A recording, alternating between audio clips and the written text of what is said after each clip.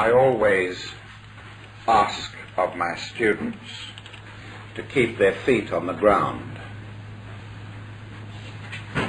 The whole subject of metaphysics is a fascinating one. It fascinates us because we have worked on it in previous lives. It intrigues us because we get tremendous views opening to us. But it isn't worth much unless it can improve our conditions of living. And by that I mean creatively and otherwise. It must be able to throw light on the problems of everyday living. Many of the groups that have emerged in this age, when I say this age I mean the new Aquarian age, ruled by the planet Jupiter, many of the groups that have emerged have shown themselves to be idealistic, well motivated, but very impractical indeed, not having much idea about contact with the public, wherein lie the pearls lost in the mud of matter, the people who are thirsting for spiritual growth and have to have the teachings brought actually to them. Now, I don't see much evidence of that in New Age groups. And I think one of the problems of those New Age groups is that they cannot relate the esoteric teachings to everyday problems. Well, the church is staggering. The Orthodox churches are staggering under the weight of the same problem. We certainly don't want to make that mistake. This week, England has been highlighted through the trial of the Ripper. And possibly, as we listen to the events of the trial, we occasionally wonder how such features of the trial could have occurred. And one of them is the fact that this man began to hear voices. And there's no doubt that there is an element of schizophrenia here. No doubt about the paranoia. What is intriguing, though, is that he claims that the voice was God's. That's not unusual. It's the most usual feature of hearing voices that are part of pathology. I'm not talking about mystics now. I'm talking about pathological individuals claim to hear voices from God. But the voices are associated apparently with the coming of the Christ. At least that's how I heard it. And this feature of the coming Christ is something that you will be faced with again and again in ordinary esoteric circles, not where there is psychiatric illness only, but in esoteric circles. Indeed, in the past I have myself furthered this eternal concept that the Messiah is on his way. And the esoteric world has suffered in different ways from the exuberance of this idea of the return of the Christ. We all remember the awful debacle that is associated with Krishnamurti, who was going to be the handsome young Hindu vehicle for the Christ as far back as the 1920s. Well, it soon became patent to him that though he had been coached for that role, he was not the person for it. And indeed, it was not just a misfiring of the whole project. The matter was as it were, I can't just put my finger on the word, it was too early. It was too early. And so those who let the Krishnamurti matter go began to say, well, maybe it's going to be later in the century. So the whole of the Bailey movement has orientated itself around the concept of a coming Christ. And indeed, Alice Bailey appropriated the June festival of Wesak as the festival of the Christ. The moon in Scorpio, Sun in Taurus, is the time of the year when the Wesak festival occurs at etheric levels in the uplands of the Himalayas. It is a period when those associated with the work of the Buddha come together at the time of the full moon in May, but the full moon is in Scorpio and the sun is in Taurus in May. They come together and they invoke. The great invocation, however, was really a Christian invocation, and says so clearly and openly.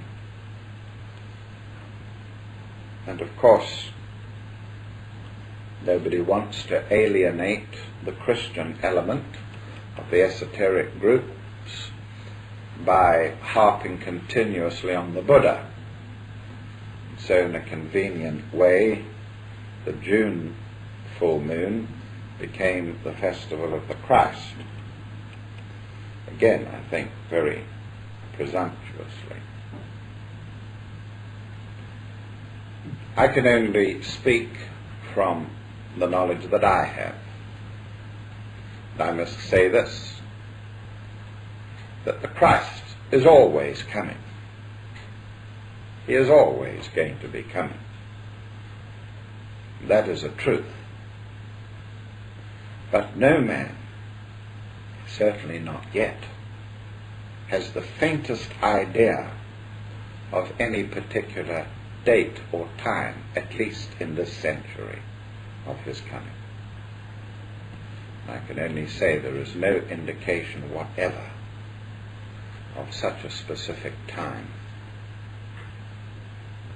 Now, if I was to express my belief from what information I do have about the coming, I would posit it as being well into the next century. Now, the difficulty arises in the fact that schizophrenics, according to esoteric sciences, schizophrenics are wide open to vibration. They have, as the result of an unusual chromosomal genetic structure, the difficult behavioral pattern of becoming extremely receptive and sensitive when placed under stress. And stress can precipitate them into a bout of schizophrenia. And on many occasions, that stress might not have produced the schizophrenia per se, but in making them extra sensitive, as we all are during stress. Was it Martin Luther, or was it Luther Burbank? Yes. Luther Burbank showed that plants under stress mutate more easily than plants that are not under stress. There's no doubt from our point of view esoteric sciences that when we're under stress, we are extremely sensitive. We don't just mean that the threshold to pain is lowered so that we are more receptive to pain, but we are receptive to the continuum, the medium of etheric, astral and mental substance that interpenetrates our planet, so that under certain conditions of stress we are wide open to the wavelengths, the vibrations that pour in from the continuum that we share with all other humans. And where there is pain, distortions in human experience, these tend to point through the schizophrenic consciousness. And we see again and again that where young people have become involved in psychedelic drugs, and I have given you examples, read you correspondences from this platform of this, they can frequently become psychotic and pick up such vibrations as these powerful reservoirs which exist in the subjective world, and as I'm pointing out here, especially this one concerned with the coming of the Christ. People are doing it all over the planet. They're working together, they're invoking, they're creating conditions in which there is this yearning for, the beseeching for the Christ to return. And I think in the case of Sutcliffe, the Yorkshire murderer, who's no doubt paranoid, and many other examples, such as I've quoted to you, that these are arising because of, well, I'm going to put it, unsavory invoking, which creates reservoirs, pockets of energy, especially where these become blended rather with the religious fervor of prayer rather than meditation, where energies are the result of meditative concentration, group meditative concentration. They are not so harmful as can be the energies accumulated in the subjective world around this concept of the imminence of the Christ, coming of the Christ. And such individuals are being impinged upon by these energies. And there is somebody here in England going around talking about the coming of the Christ, holding meetings here in America. I think it's very unhealthy indeed. I think that you should understand that any sort of praying, any sort of meditating is effective. And where you constantly pour such yearning, such evocative energies into a reservoir, where there is no likely expression of it for some time, that this will burst out, and especially through the weakest members of society. And by that I mean psychotic individuals of this order.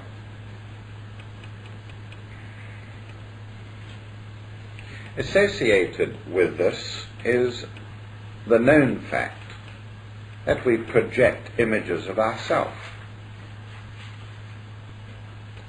Think of the Christ or the symbols of the Christ, and we pour energies into the reservoirs surrounding those images of him or his symbols.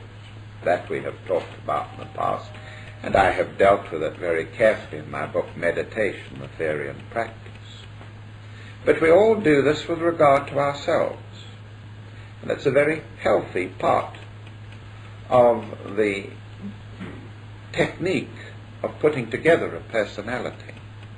The ability to see ourselves going in to ask the bank manager for a raise, for an overdraft, or the boss for a raise. These things we can do, and they feed us back with energy.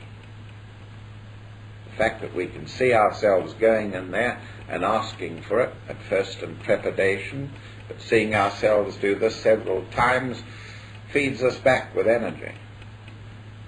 We may even affirm it. I will do this, as I have taught you in the past, especially with regard to the affirmation required to produce out-of-body experience. But it is a natural feature of personality life that we tend to project an image of ourselves. We tend to be able to see ourselves. And indeed, there is even, as I recall it, a psychological test in which the child may be asked to draw a picture of a man.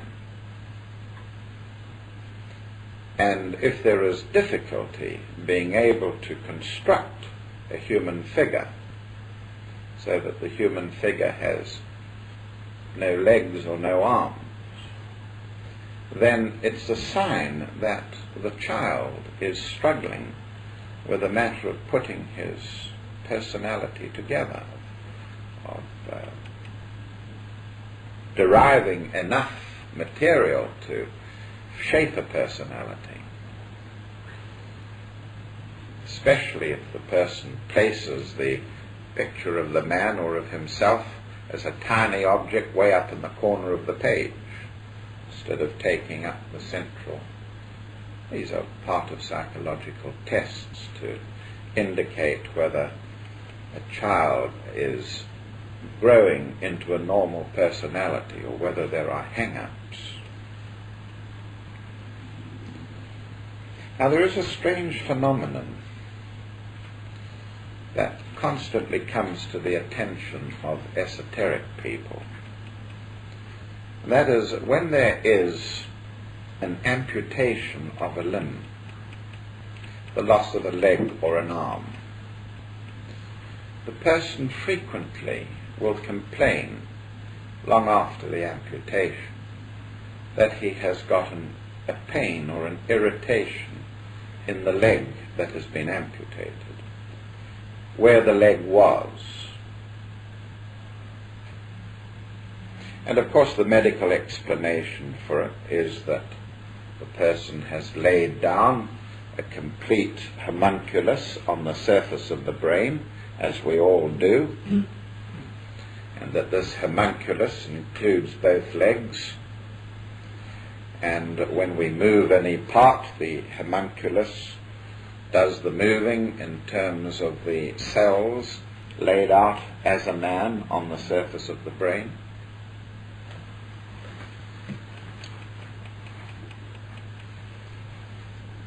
I hope I have a choreographer here, somebody copying down. Where's Ron? He's supposed to be taking drawings down. Get him, please. The surface of the human brain, as you know, is thrown into folds, and on the surface of the brain, the human body is laid out, head downwards, feet upwards, in a position roughly here as I'm drawing it in our diagram. And so if you're going to move an arm, and that's the arm laid out on this homunculus, we set up an electrical excitation on that region, and down the nerve will flow an impulse that will move the arm. Well, that is part of neurophysiology. It doesn't concern us much here. And therein would lie the explanation, the medical explanation, that if a person has a clear concept of himself and control of himself, he tends still to have cells mapped out on the brain that were once working the leg, and could still, as it were, receive non-factual impulses that would make him think he still has a leg there. However, the esoteric viewpoint had been in the past that the etheric leg still remains for some time afterwards, after the amputation, and that this structure feels even though the physical limb is removed. Indeed, there are even drawings of clairvoyants who suggest that this limb gets shorter and smaller, this etheric limb, as the period of time since the amputation increases.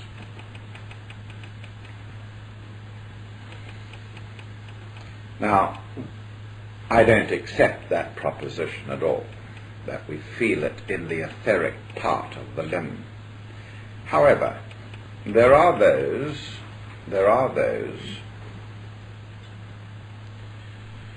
who would point out the fact that a person with an amputated limb feels the stones of a pebbled path under his phantom limb, the feet of his phantom limb, and would point to that as being evidence that there was something there that can feel whether a path is rough or smooth. What is much more likely is that we constantly project an image of ourselves, and that this image that we project is likely to be maintained in terms of two legs for some considerable time. We can't just have an amputation and then project in our consciousness ourselves as being without both legs, or without one leg. We continue to project the image of ourself as having two legs. And I believe that this phenomenon is more likely in an integrated personality who can think clearly of himself, see himself. And that brings us to the very deep and occult subject of the matter of Kriashakti. And when we talk about Kriashakti, perhaps I better spell it for you. We are really talking about the capacity which man has and increasingly develops as he becomes more spiritualized. And it is associated with the mysterious power of thought.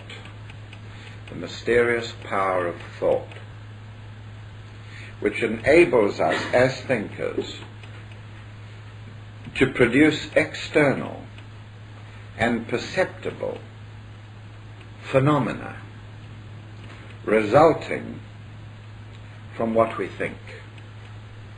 The ability to produce outer expression from thought processes that we can think into being something. And here my example has been the thinking into being of a leg which can pick up the roughness of a garden path.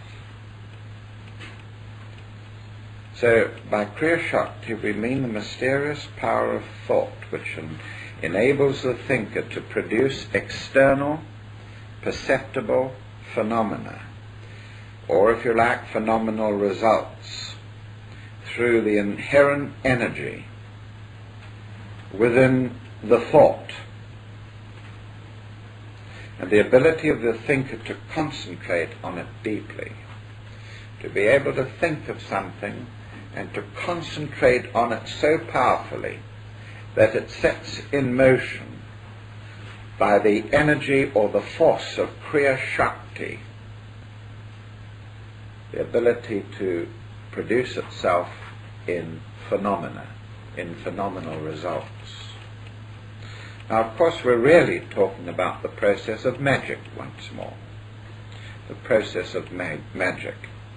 The ability to take something inwardly and to express it in the end outwardly in some shape or form.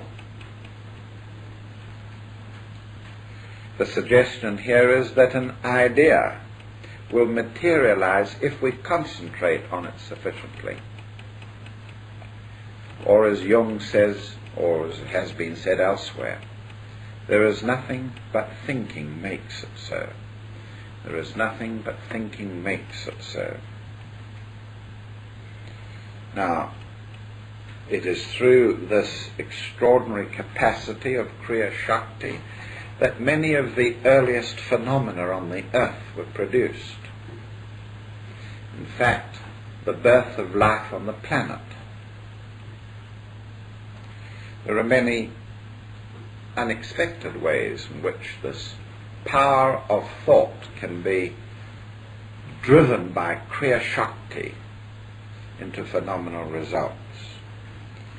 We all know of episodes where a father, wild with grief or concern, can by intense volition lift an immovable log off the legs of, say, his son. And under such desperate situations, when normally 5 men might not be able to move the log, he is able to do it. And we believe that such phenomena are produced by the force of Kriashakti. That you don't just think and move your body, but you can think so powerfully as to energize the thought form into a state of producing a material result.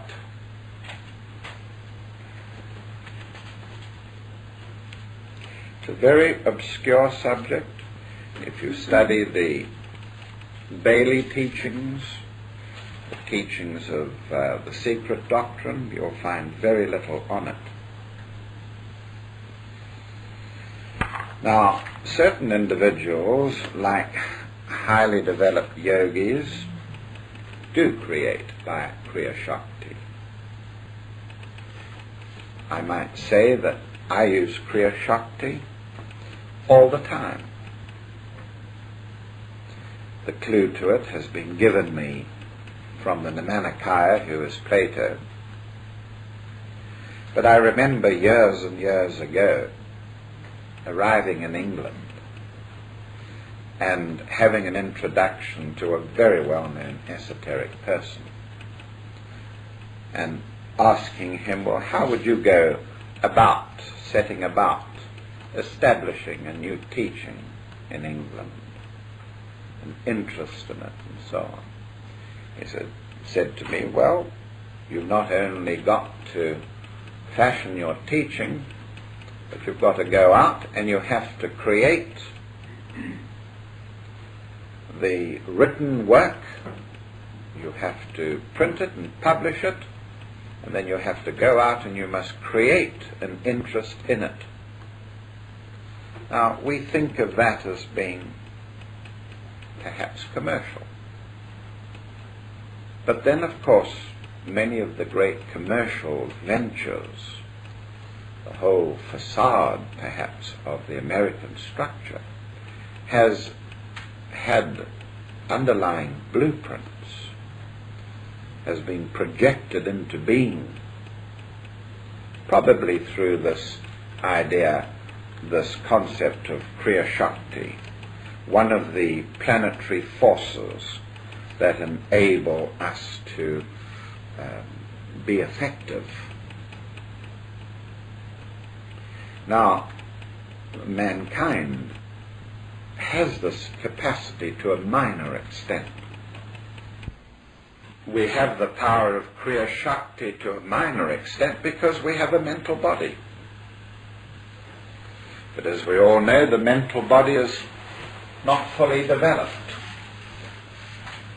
We have a mental body capable of functioning on 7 subplanes of the mental plane, from the lowest or grossest up to the highest.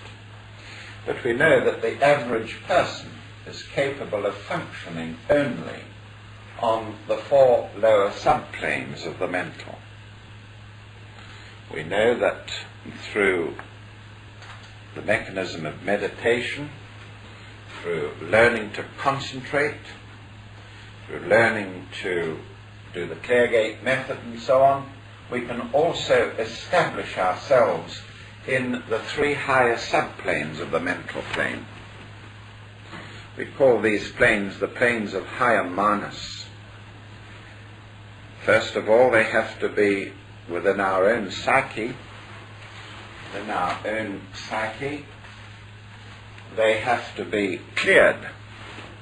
They have to be purified of the dross of lack of use, of the dross that has been established there in previous lives. First purifying them, then organizing them, and then learning to concentrate, to bring the attention powerfully to bear, brings these higher subplanes into our hegemony.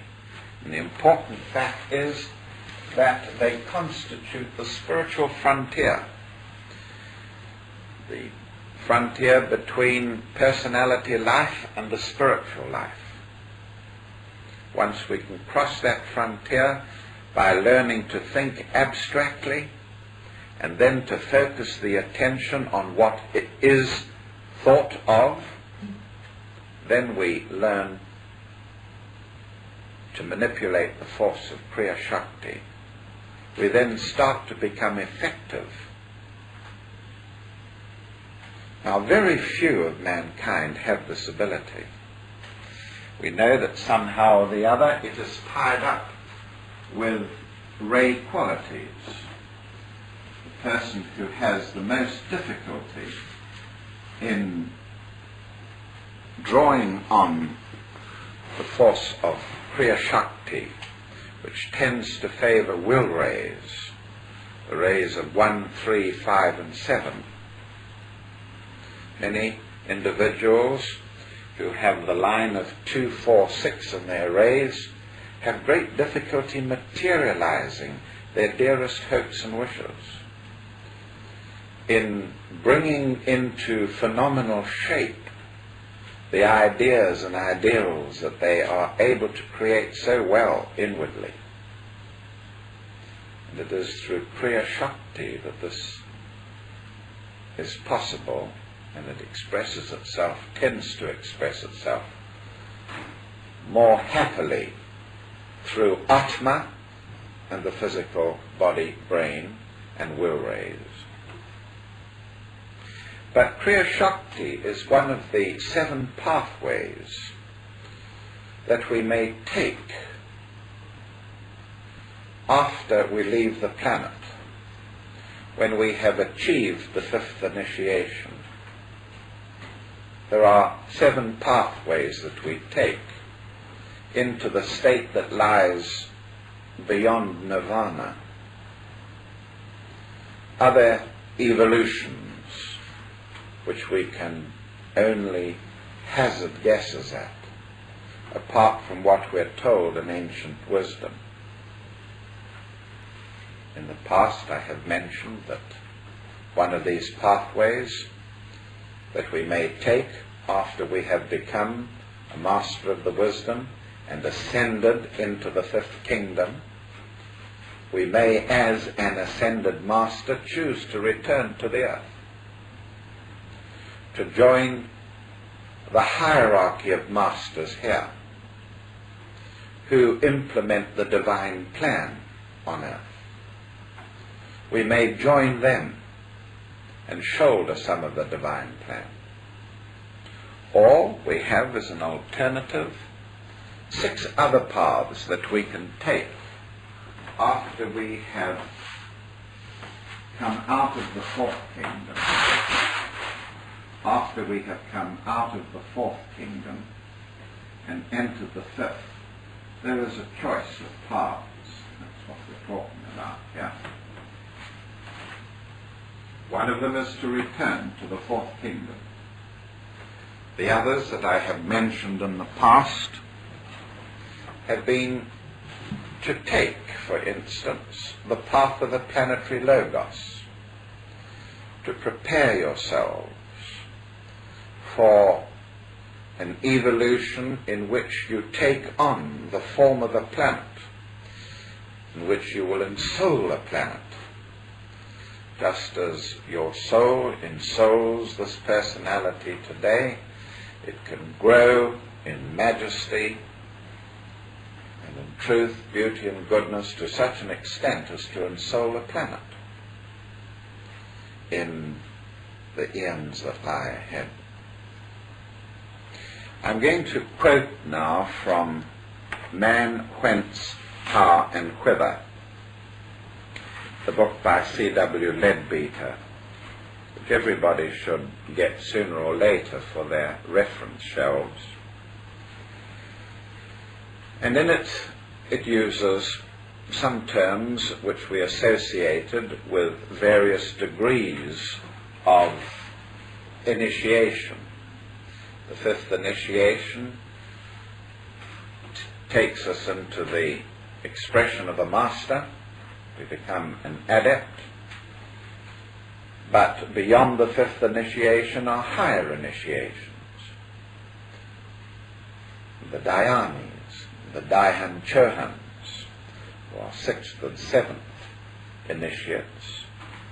And we speak of them as beings who are able to concentrate their attention in these higher planes that I have been talking about, the planes of Atma, Buddhi and Manas, with great ease.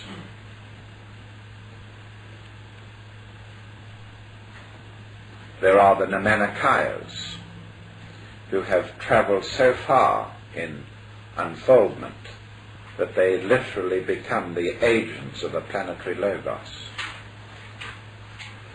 They have access to stores of spiritual fire, which they jealously guard and direct into projects on the earth, which are always new,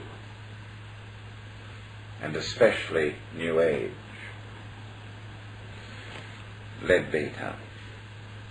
When the human kingdom is traversed and man stands on the threshold of his superhuman life, a liberated spirit has 7 paths opened before him for his choosing. He may enter into the blissful omniscience and omnipotence of nirvana, with activities far beyond our knowledge, to become, perchance, in some future world, an avatar or a divine incarnation. This is sometimes called taking the Dharmakaya vesture. He may enter on what is known as the spiritual period, a phrase covering unknown meanings, among them probably that of taking on the Sambhogakaya vesture. He may become part of the treasure house of spiritual forces on which the agents of the Logos draw for their work, taking, as we call it, the Namanikaya vesture. He may remain a member of the occult hierarchy on the earth, which rules and guards our world, in which he himself had attained perfection. He may pass on to the next chain of globes, to aid in building up the form of those globes, and I referred to that the last time I was here, that even now such globes are being fashioned that we might inhabit in the future. He may enter the splendor angel or deva evolution. He may give himself to the immediate service of the Logos of the planet, to be used by him in any part of the solar system that he chooses, as his servant or messenger, and who lives but to carry out the will of the Logos and do his work over the whole system of which that Logos rules. He might become a general on his staff, as it were, whose members carry his messages to any part of the field. So are these the staff of the Logos, who commands all. They may become ministers of his that do his pleasure, as it were. Now this seems to be considered a very hard path, perhaps the greatest sacrifice open to the adept, and is therefore regarded as carrying with it great distinction. A member of this general staff has no physical body, but he may make one for himself by Kriashakti, which means literally the power to make out of the matter of the globe which he is sent to, an image of himself. The staff contains beings at very different levels, from that of an arhatship, which is a fourth degree initiate, upwards. There are some who dedicated themselves to it on reaching arhatship on the moon chain, others who are adepts, and others who have passed far beyond this stage in human evolution. And so there a description of the 7 paths and the kind of path we might choose after we have left the system altogether. And so if we could do this powerfully, if we could apply Kriashakti force powerfully, we should be able to make a double of ourselves. When we reach the highest levels of a dhyani or a dhyan chahan, this is easy. We can go then into any planetary system and create in advance the body that we are going to inhabit on that planet and out of the planet's substance.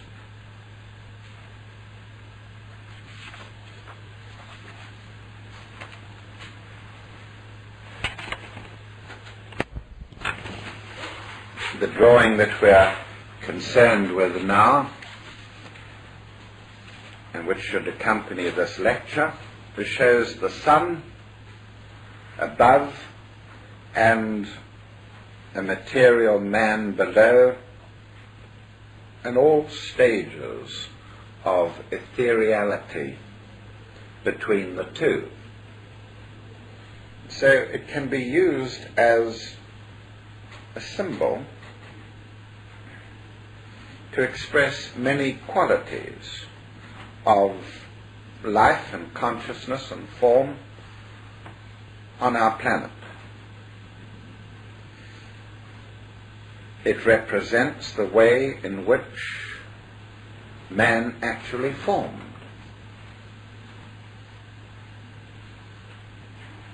The origin of man lies behind the disk of the sun.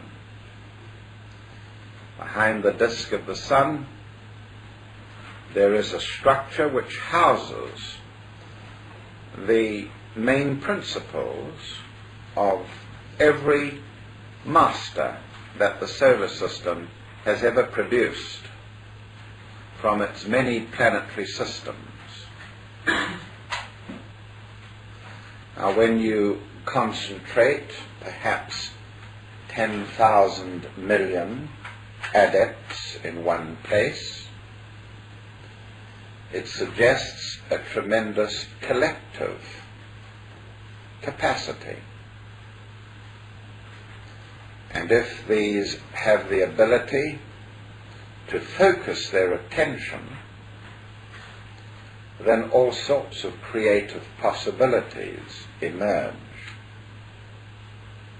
And we indeed say that the force of evolution stimulates stems from the heart of the sun, from the heart of the sun. And it is that force which enters the sinus node and is pulsed through the body and its blood system with every beat of the heart.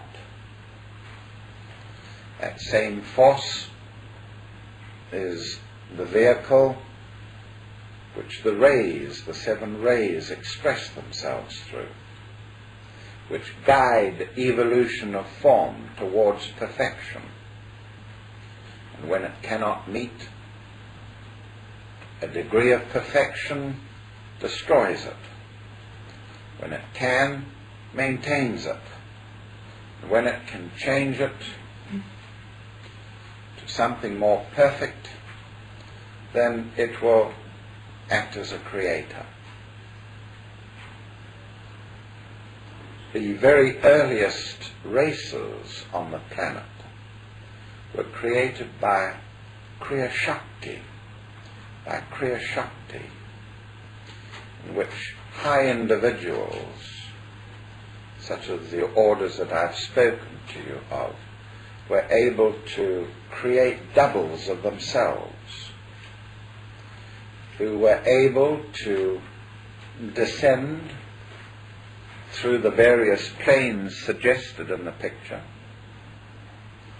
and to overshadow the highest anthropoid forms evolving on solid earth under more or less the Darwinian precepts, and for them to merge these forms originated by Kriashakti, eventually to emerge with the etheric shape form of earth-fashioned beings to produce the first men. We could see in this picture as well the matter of the whole range of para-Brahman, in which we have the great thinker behind the sun, fashioning out of his materials a range of form, from Purusha, the highest spirit, through all its grades down to Mula Prakriti, or root matter, the reflection of the thought power of the solar logos, impacting the para-Brahman, the whole range of material available, from lightest, sensitive, subtle spirit, Purusha, material, right down to Mula Prakriti, undifferentiated matter, as it were. And his life expresses itself in, or rather his thought form expresses itself in all this material. And even the grossest forms are still an expression of the thought emitted of the Divine One.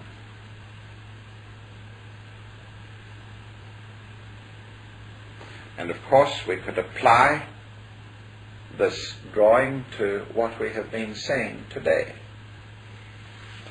We ourselves can create a sun in the sacred square inch between the brows, an emitting point from which we can draw on Kriashakti and duplicate in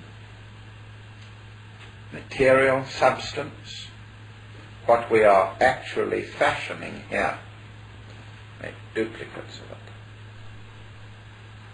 to be able to materialize into phenomenal structures the ideas that we are fashioning within us. You know, the formation of you and me in physical bodies shows just this kind of materialization. When you think of the watery protoplasm of the human egg, you think of the way in which that watery protoplasm, by multiplication and diversification of cells, the shaping of an embryo, begins to form cartilage, and then bone, and then bones acting on each other, and bones becoming completely set, as it were, or ossified, as we call it. That whole process only completed at the age of 22 or 23. That whole period of 23 or 24 years, if you count embryonic life, is one of materialization. Just in the physical body, it's one of materialization. If you could take X-ray pictures of the process, that would be prohibitive because of the effect of the X-rays on dividing tissue. But if you could produce them, you would see, literally, that the human form materializes. Merely showing us that what happens in the physical structure goes on at greater in the macrocosm, right down through all the planes. And of course this here could be used in the understanding of the phenomenon of seances and materialization seances, when ectoplasm is created by a medium, let's say that is the lowest of the figures there, and the ectoplasm can be shaped into a body by a discarnate being. Not only by a discarnate being, but by the astral body of a living person. It could project itself into the ectoplasm, being produced at a materialization seance. And of course, Kriashakti.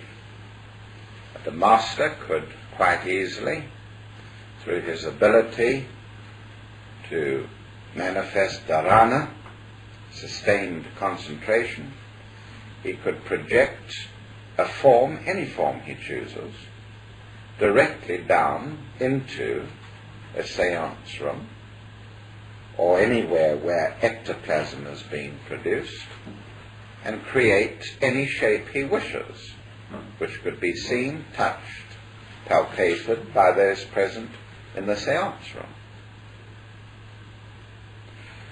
And so, as we have said in the past, we have many drawings which can be intensely evocative of your intuition, intuitive understanding. That's the kind of drawing that you should have on your study files. It should either be there or it should be pasted into your spiritual diary.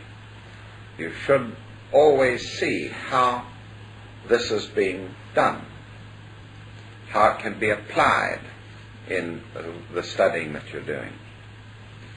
If you were to substitute globes there for men, for men's shapes, if you were to substitute globes, then you would know what I have been talking about with regard to the fashioning of globes E, F, and G in our own planetary scheme. We ourselves take part in that to some degree. The more spiritual we become, the more powerful we become, the more effective we become. The thought forms, the visualized structures of highly potent spiritual beings are never lost. From these things create we can forms more real than living man, nestlings of immortality. And there is no thought form, at least of a high order, which does not go on and find its way to one of the globes in our planetary scheme. The highest thoughts of artists long since dead still exist. If they're unsuited to this planet in its astral or mental states, they would go to the globes that lie ahead of us, which we will inhabit one day. Nothing is ever lost. Nothing is ever lost. When we read poetry, or when we are enthused by a picture, or hear music and follow the concert right through, entranced by it, elaborating our own images as the music pours into us, that's not wasted. From these things create we can forms more real than living man, nestlings of immortality. We mean they go on, and on, and on. They are far more real than this tangible world which can be bulldozed down in a matter of hours.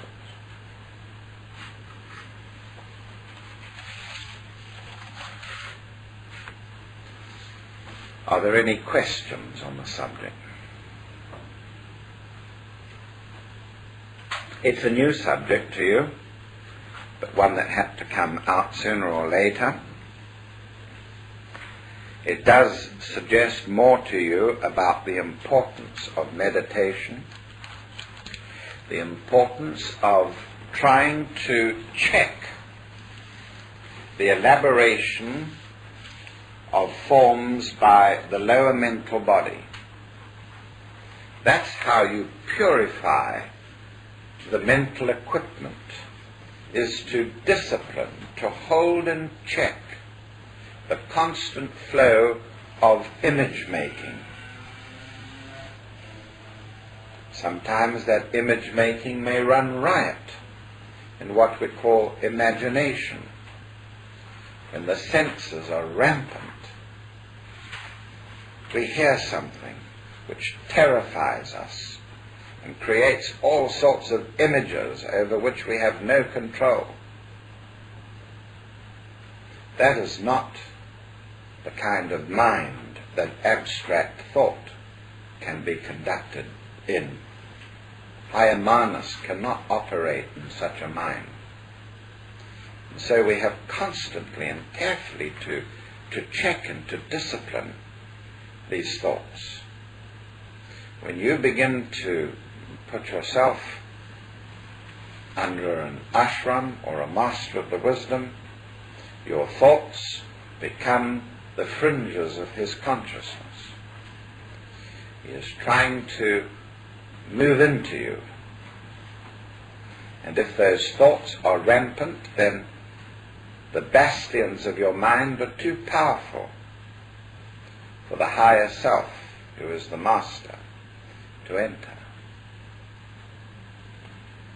And in the Cleargate method, we teach you how to determine which are your thoughts, which you are elaborating under the influence of your externa and your senses, and which are the thoughts or the projections of the high being who is at your core.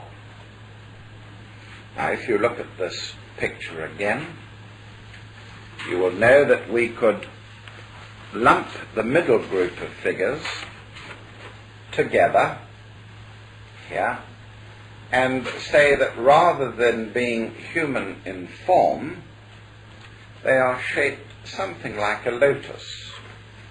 Something like a lotus. And so the first expression of the divine of the Father is as the sun. And the sun is lotus structured.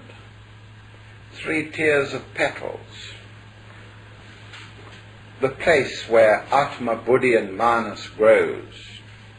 The higher self. There it is. The higher self. Which may adopt by Kriashakti any shape it wishes. And is always linked to its personality the lower vehicle.